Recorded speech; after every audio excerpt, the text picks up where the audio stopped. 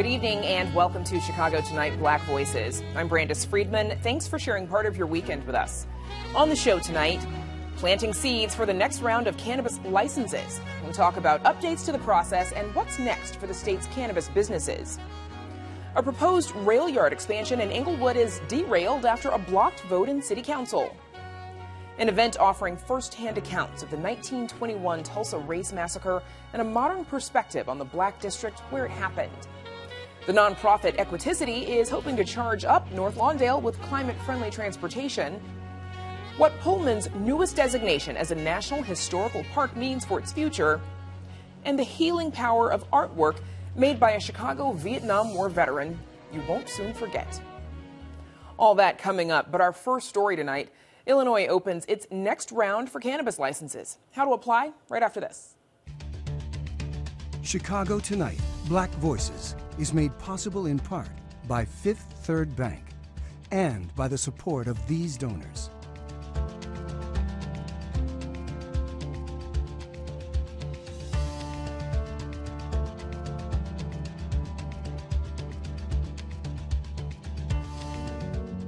At Fifth Third, we believe when diverse voices are heard and empowered, communities are made stronger, lives are made better, and the future holds greater promise for all. That's why we're proud to support Chicago Tonight Black Voices. Together, we can make a difference. Together, we can drive change. Aspiring cannabis entrepreneurs, get your keyboard fingers ready. It is almost time to apply for a license. The Illinois Department of Financial and Professional Regulation announces the latest timeline and application process for obtaining a cannabis dispensary license. The office says it's made some adjustments since the last round, this time with a goal of improving its social equity reach. Applications open on January 30th. 55 conditional cannabis dispensary licenses will be awarded. Licenses will be distributed across the 17 Bureau of Labor Statistics regions. There's a $250 application fee, and the application period is currently scheduled to end on March 3rd. Joining us now are Ambrose Jackson, CEO of the 1937 Group, Akili Parnell, CEO of Umi Farms and a board member of cannabis advocacy organization Chicago NORML, and Aaron Johnson, Cannabis Regulation Oversight Officer with the Illinois Department of Financial and Professional Regulation. Thanks to the three of you for joining us. Aaron Johnson, let's start with you, please. As we mentioned, there have been some adjustments made to the process since the last round. Give us a small outline of those changes and what prompted them, please. Sure. Thank you for having me. I think the most important thing about this application process is that we've streamlined it to make it easier to really respond to some of the feedback we got on the first round. So this round of applications, for instance, will be online. Actually, the application period starts January 30th, but runs until March 3rd. So folks have a little bit more time to apply if they wish to. The applications are a little bit more bare bones than they were at the last round. So we really just need name of your business, primary ownership, those sorts of things. And importantly, most importantly, the fee has gone down to $250 as opposed to the $2,500 that it was in the last round. Okay, so a decent amount of changes, and it goes through March 3rd, as you said. Yes. Akili Parnell, your company received a social equity license in 2021, and last time we spoke in August, you were still working on getting things up and running, but you said raising capital was your biggest hurdle. Where would you say you are now? Yeah, so definitely made a lot of progress, have raised a good amount of capital too. We're still raising capital. But right now, I think our biggest challenges are on the dispensary side, getting through zoning. We just got one of two zoning approvals that we'll need from the Chicago City Council this past week. And then we'll be going in front of the Zoning Board of Appeals in the city of Chicago later in the spring. And then also we're waiting on our final construction permit for our cultivation facility. And so right now, just going through the sort of, approval processes that local governments have is really like what we have to work through now to get operational. Ambrose Jackson, your organization, you unfortunately had a setback this week. What happened? Yeah, similar to what Akili just mentioned, I think right now the folks who are closest to becoming operational are really trying to go through the hurdles associated with the local municipalities. And so, for me, although the city of Danville was aware and the mayor was aware through various communications over the last 3 years that we had been awarded a license for that BLS region, And I've worked with him to identify a location which he believed that the city would approve. When coming in front of the city council earlier this week for a vote, they did deny to issue us our special use permit. And so, at a time when we worked so long and so hard at gaining access, to only have this setback is very frustrating. Is there anything that you think the state could have done to have prevented something like that? I do. So I understand the complexities of this program and rolling out a new industry essentially, and so I know that the local municipalities need to have some sort of say in what goes on in their areas. What could the state have done differently in this case? I'm not sure. I think it's the licenses were awarded based off of populations in BLS regions, and certain cities and areas don't want dispensaries or cultivation centers in those areas. It just creates an additional layer of complexity for the people who win those licenses. Aaron, what do you think about Ambrose's situation? Is there something the state could have done in an instance like that, or are some of these just the kind of problems, growing pains that come along with growing a business and building a business like this? Yeah, unfortunately, in that situation, just hearing the basics right here, it does sound like it's a local control issue, which is part of growing pains, unfortunately. But obviously, folks are welcome to come to me in my office and have those discussions, and anything that we can do, we're more than willing to help facilitate conversations or anything that needs to happen with local governments. Obviously, we don't control what they do, but we can certainly have those discussions to make those growing pains a little bit easier. Akili Parnell, how would you grade the state on its efforts to improve the social equity application process? Yeah, I love the new improvements to the process. They make a lot of sense, cutting out a lot of the upfront paperwork that really just made money for consultants and attorneys and accountants and folks that, aren't social equity and won't be running the business. So definitely like that. It's more accessible, and it also avoids some of the issues that give rise to litigation or have given rise to litigation in other states. So definitely excited about this next round. Glad we're creating more opportunities. I think the big challenge for the state is still working out the funding, the support funding and things like that. Like we're still waiting on our loan. We've been approved and haven't received the funds for our state loan. And so, things like that. I know there's a lot involved in that. And it's not just on the state, it's also with the banks that they're working with and stuff. But some streamlining that would help a lot. Ambrose, you're part of the 1937 group, which is launching a cannabis incubator program. Describe for us what that is and what gap you're hoping to fill.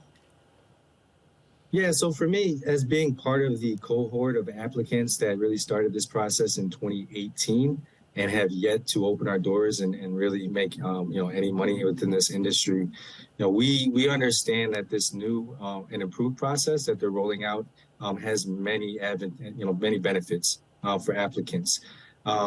However, once you receive a license, there's a lot of support and resources that we find that real social equity applicants and license winners don't have and that they need and they could really benefit from. And so for us, having gone through these processes of drawing up construction documents and going through the permitting process and going through special use permitting and raising money, having gone through many of these steps successfully, we feel like it's our job really to try and step up and help where we feel like there are still some gaps.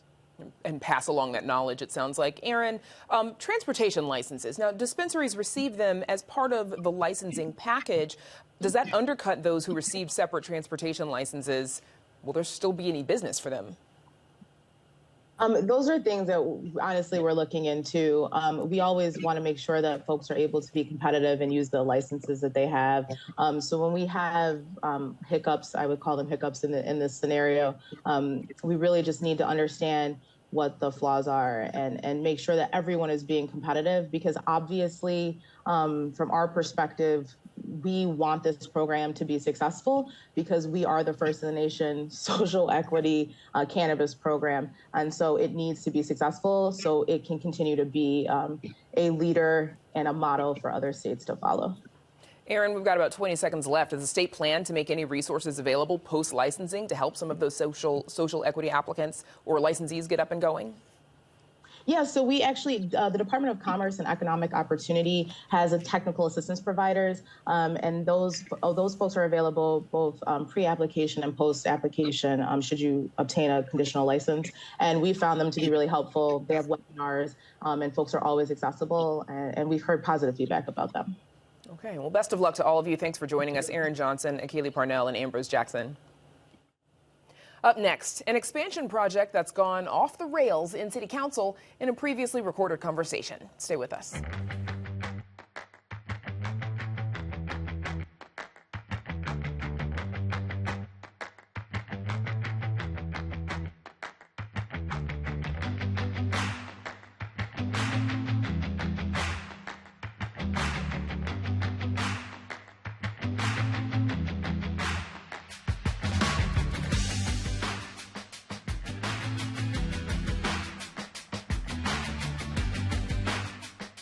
A years-long effort by the Norfolk Southern Railway to double the size of its storage yard in Englewood failed to get signal clearance from Chicago's City Council. That's after 20th Ward Alderwoman Jeanette Taylor blocked the vote, saying her community had been disrespected by the railroad. WTTW news reporter Heather Sharon joins us now with the details on this long-running dispute. Heather, so Norfolk Southern began working to expand its storage yard near 47th Street and the Dan Ryan Expressway all the way back in 2014. So what's the issue here? Well, to expand it, they needed to buy about 500 lots, which displaced about 400 families. And that was very controversial, and it took a long time. As part of that sort of effort, they agreed to hire workers from the South Side and to take steps to protect the environment. This is also where the Englewood Trail is set to be built. So Jeanette Taylor says that she was not convinced those promises had been fulfilled, so she put a brick on this measure for 5 months, only to let it advance out of committee earlier this month. But by the time it got to City Council, those concerns were back in full force. Okay, so the City Council, as you said, was supposed to advance this proposal this week. They ran into a brick wall. What happened? Well, Jeanette Taylor said she needed more promises from Norfolk Southern that the people who lived in Woodlawn and Englewood were going to be able to work at this yard, which is crucial, the company says, to keep its trail runs running and keep that supply chain humming, which we all know is very important. So this measure could come back for a vote, but Jeanette Taylor wants some assurances first. Okay, so how did folks from Norfolk Southern respond to Alderwoman Taylor? Well, they're frustrated. This is sort of the last piece that they need to take control over these streets and alleys that the city controls to sort of put this project fully in effect, begin the construction. They say they have lived up to all of those promises and that they are a great partner and proud to be sort of a company on the South Side, a position that is backed by Mayor Lori Lightfoot, who supported this measure and said she was hopeful that it would get a vote in the coming weeks. So then what happens now? Well, it could come back as soon as February 1st when the City Council next meets, but there's no assurances that there will be 26 votes for it because Jeanette Taylor says she's got the City Council's Black Bloc Caucus and those 18 votes behind her. Okay, we'll see what happens next month. Heather Sharon, thank you. Thanks, Brandis. There's more Chicago Tonight Black Voices right after this.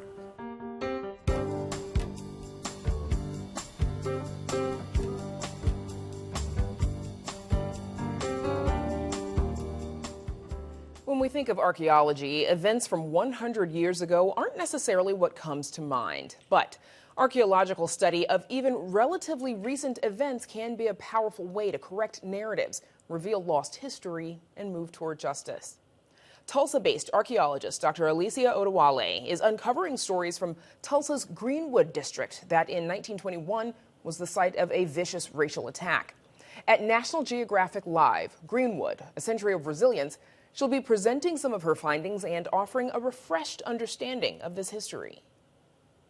This event, we titled it Greenwood, A Century of Resilience because we wanted to focus on not just the Tulsa Race Massacre of 1921, but to talk about Greenwood as a district, as a community, as a Black town that's been in existence over 100 years and has a much larger story than one event.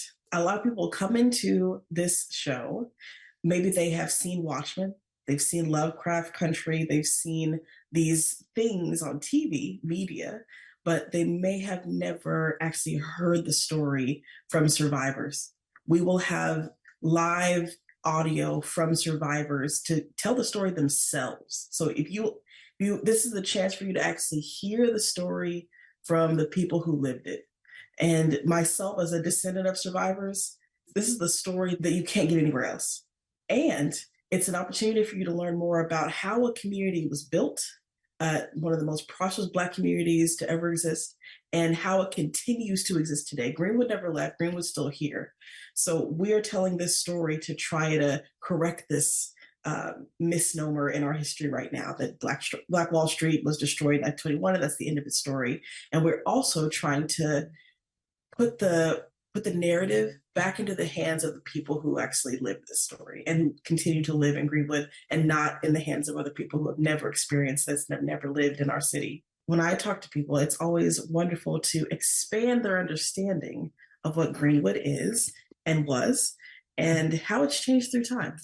And also all the people that have come out of Greenwood that they might not have been aware of, or how it's connected to other spaces. And even the new archaeology that's happening right now.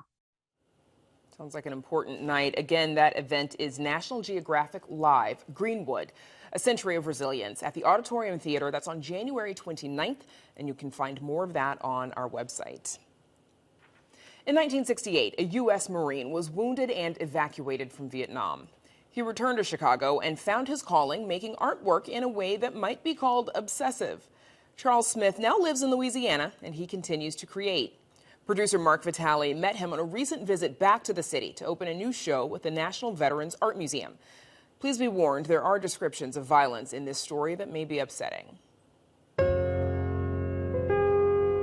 The basic purpose of the art is to guide the focus and attention to the African American experience, so that the world will know the understanding of us as a people from its very early beginning.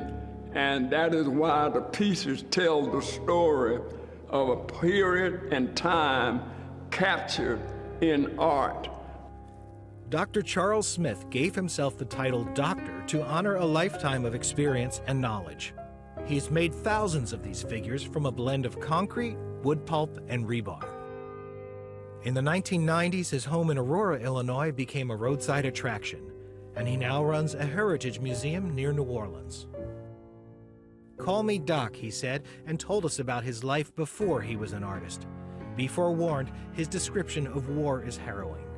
And in my life in 1968, when I came home from Vietnam, heavily usage of drugs and marijuana, primarily to stay stable, and very much full of hate for the killing I did of families, women, children, water buffalo, North Vietnamese, BC, anything that didn't have USMC on them, I was killing them.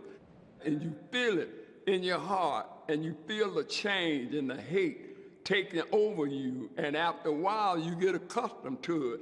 That's why they call it PTSD. It don't bother you now, but as you get older and as you come out, it bothers you. I'm under VA care right now for post-traumatic stress and situations of that war, and you never get over it. He is vocal about what he hasn't seen over the years in terms of political change and leadership. I'm 82 now, and nothing has changed. Our representatives don't talk to us. They don't include us. They don't come and ask our opinion. What are our major needs? And all I know about a leader is Malcolm X, Martin Luther King, Frederick Douglass, and Ida B. Wells, and those people of the past. But today's leader has failed that leadership, and they don't measure up.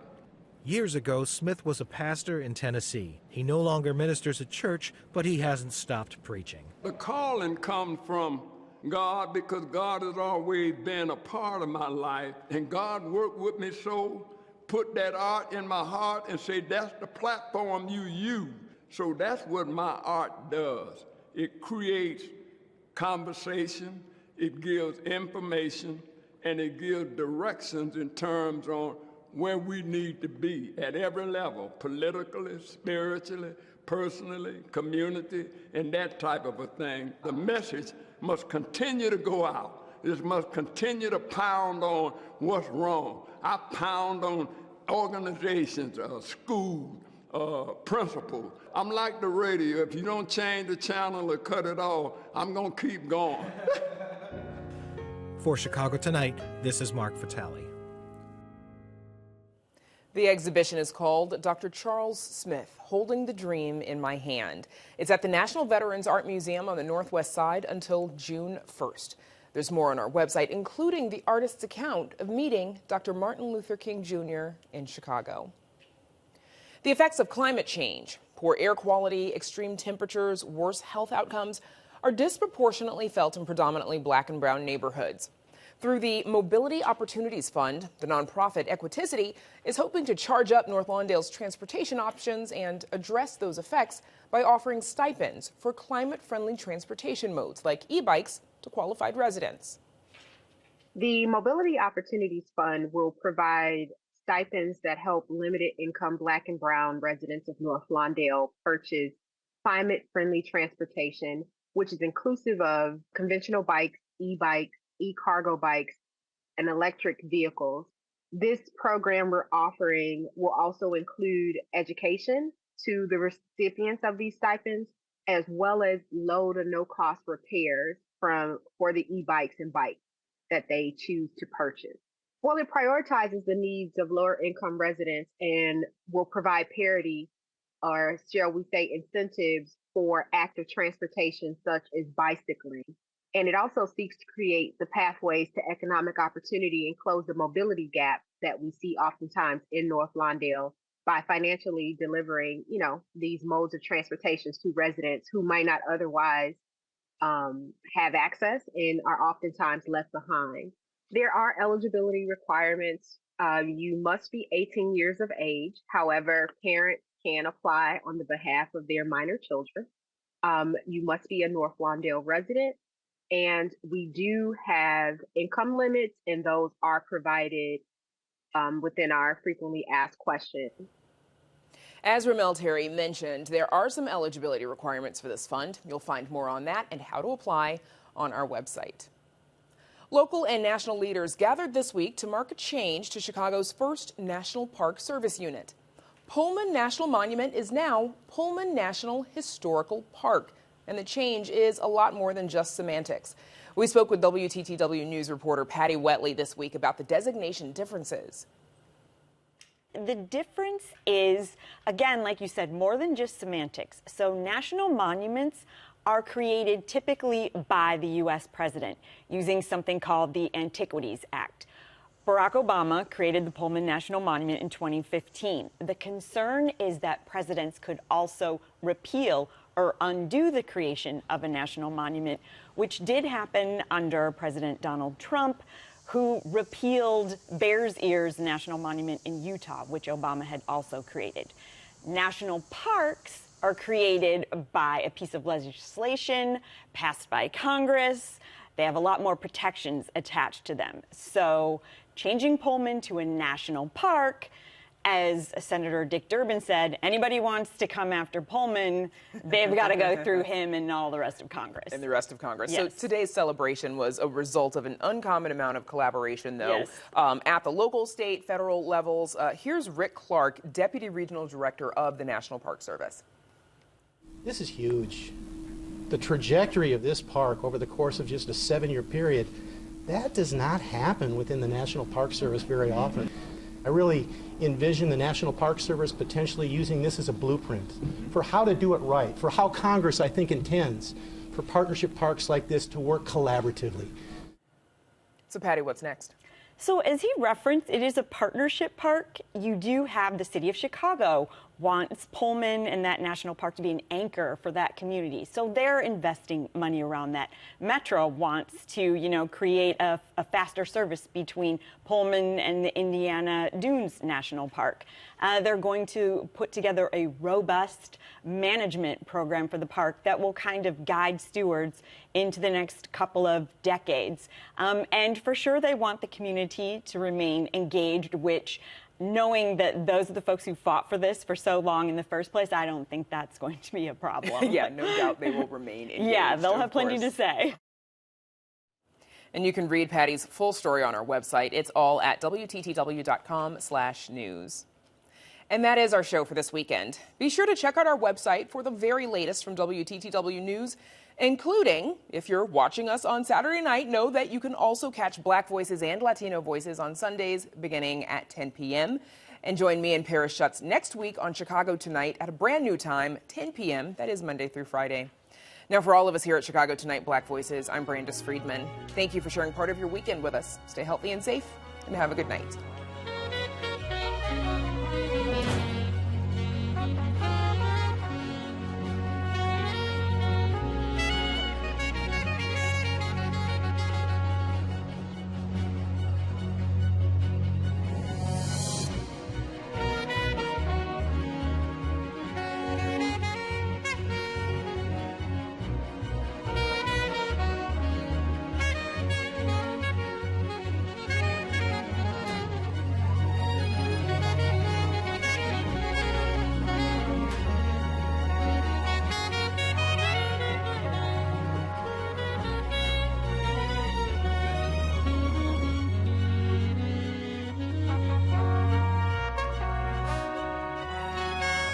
Closed captioning is made possible by Robert A. Clifford and Clifford Law Offices, a proud sponsor of diversity, equity, and inclusion-focused free continuing legal education for lawyers throughout the region.